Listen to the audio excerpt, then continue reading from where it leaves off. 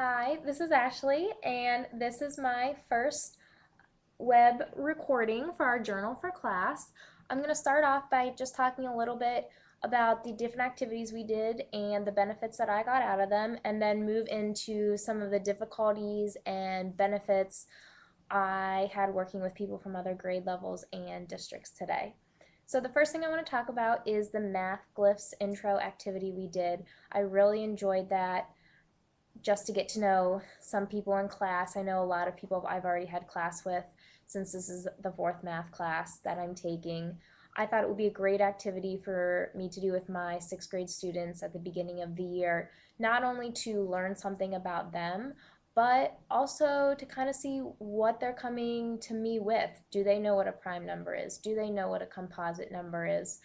Just those different math terms that they probably should have had in fifth grade, but maybe they didn't get to. I think it would be really great for me to kind of see where they're at with some of that math vocabulary.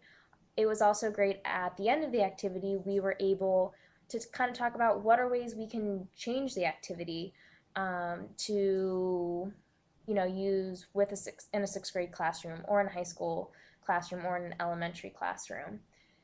Another activity we did today was kind of talking about the Common Core standards.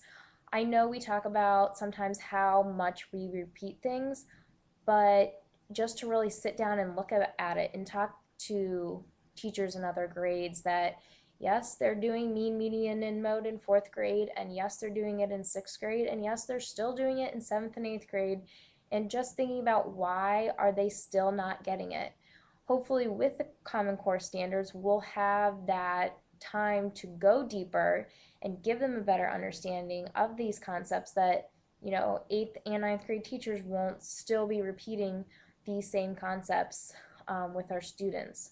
So that was just really interesting to see how we really are just repeating everything in every grade level. The other activity I wanted to talk about was the sheet problem. To me, it was a great benefit to see just how many different ways people started out solving the problems. Some people drew pictures, others tried to come up with kind of like a formula, and then how we all kind of came together to try and solve it using all the different methods was really great to see. I know by working with some of the other people, I was able to remember as far as the graph, the piecewise function that I hadn't had in a while. Um, so that was really great just to have that challenge and see all the different strategies people came up with. As far as difficulties and benefits of working with teachers in other grade levels, I know, I guess you could call it a difficulty that I had was, especially with the sheet problem, that a lot of the high school teachers that I was sitting with, it's some of it was concepts that maybe they teach on a regular basis as far as the graphing and the piecewise function and the ceiling function and all of those different terminology that they use for those, that I didn't have that or don't teach that, so I'm not in contact with it as obviously as much as they are.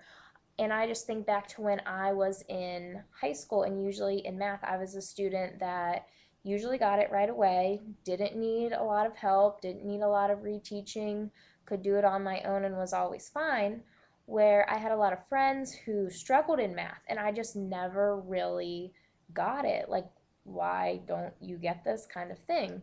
So by sitting with all those other high school teachers, I think I get more of a perspective of what some of my struggling students probably go through on a daily basis, where they're maybe a step or two ahead of me, and just that kind of feeling like, well, they're ahead of me and I'm not sure what I'm really doing.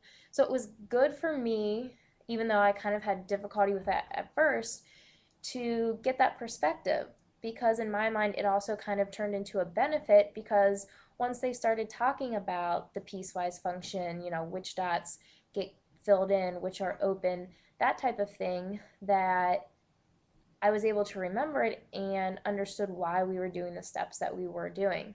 It was also good because it gave me ideas for my sixth grade students of how we may not totally talk about piecewise functions yet, but I could at least use that and kind of show them like why, show them a picture of a linear function versus the piecewise function, and kind of talk through why does this one graph better represent this situation. So that was a great benefit to me, to be able to kind of talk through that problem. Also, I think another benefit of working with teachers across different grade levels in these situations is just the time to sit down and talk with each other about, what are you doing in your classroom? Just exchanging the ideas, because a lot of time during the school year there's just not the time for it. I know today in the library, Tyler and I were talking about the possibility of trying a flipped classroom next year, of having students go home and do some of remind them about the mean, median, and mode, what each one is, and how to find those different measures of central tendency, and then coming back and doing the deeper understanding activities in class. So it was great to be able to, have that conversation and have the time and kind of bounce ideas off of each other, and, hopefully later in the school year exchange materials and ideas, and just not only is it benefiting us, but eventually it'll be benefiting all of our students as well. So overall, it was a great day working with teachers from other districts and other grade levels, and I look forward to the rest of the week. Thanks.